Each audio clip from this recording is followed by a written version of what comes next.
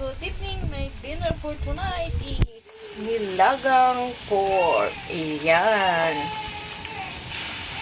Maraming gulay para masarap.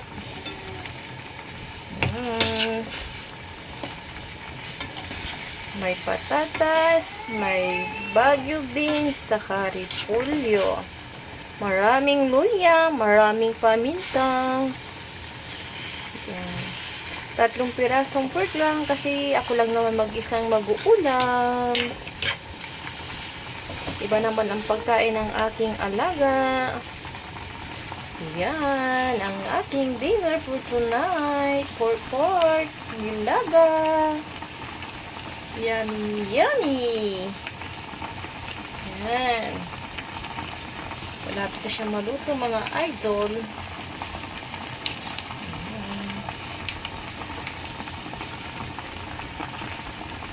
Ang pagluto ko ng mga gulay is half cook lang. Huwag masyadong luto. Ganyan ako magluto ng mga gulay, half cook.